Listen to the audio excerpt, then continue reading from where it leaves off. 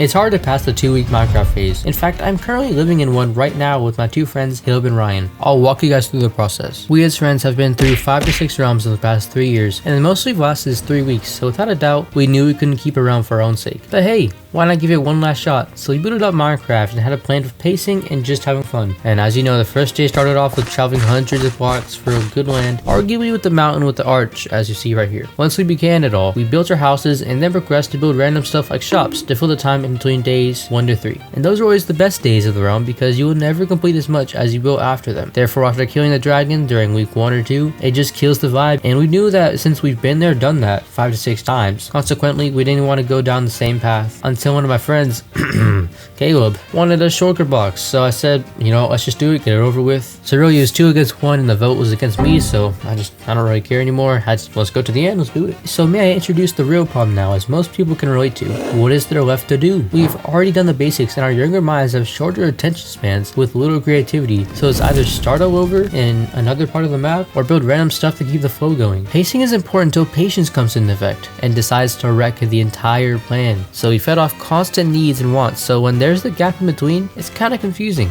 Why is that though? When you search the internet about being bored of Minecraft realms, and I kind of just did this, all you will see is videos and articles about general ideas of realms and ways to keep them moving. So I did some thinking based off past experiences of truly why we get bored. So here we go. As years fly by, every challenge video on YouTube sets an end goal. Do you see what the joke was there? Anyways, it's researching the dragon's home and defeating it. So as every repetitive video ends up on our feed, it builds up a reactivity to change. Therefore, all we know is the basics because that's what we've been told and seen all our lives. The ratio to challenge videos who pretty much stop at the basics, from people like Stampy who venture past the basics, is 1,000 to 1. How about when you grasp that creative mindset all of a sudden? You're gonna imagine those huge castles on social media and the cool murals on walls. Then reality sets in that it takes forever and you're not gonna do it. So let's be real. Instant dopamine doesn't come from month-long builds unless you have that core group of friends that just doesn't care and just want to have fun. This otherwise is called procrastination and comes from an unmotivated mind. Every time we do this, it meanwhile causes a buildup of lost faith. I can keep tying all this to other issues like decreased quality of work, but at the same time, most of this doesn't always mean all of this. But here's what you probably want to hear. You just have a lack of direction and time commitment, which causes burnout. Finally, this all ties back to you saturating too much of the available milestones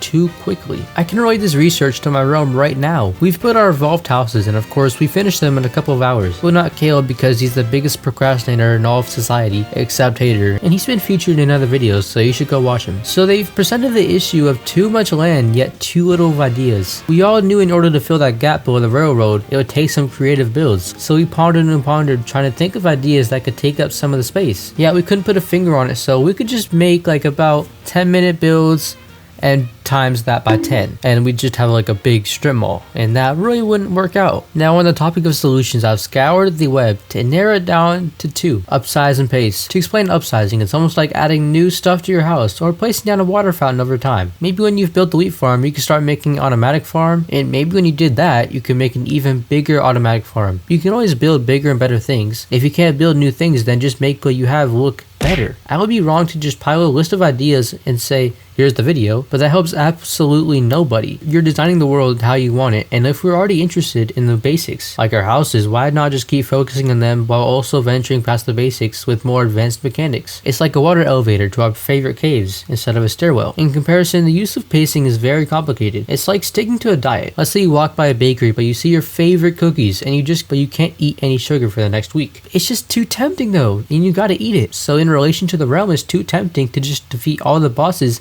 in one day instead of doing them in certain parts of the week, so which is what you should do, and that's all so you don't cause burnout. By now I hope everyone's been through the same cycle as I'm describing right now, and just to let you know before we end it off, pacing in a realm is one of the hardest aspects that only so many people can achieve. We all just want to do everything straight away and it's just tiring. Things in life get tiring, so just pace it. Pace yourself with the amount of videos you watch from my channel too. And this seems like a good video to watch, and I'll see you later. Bye.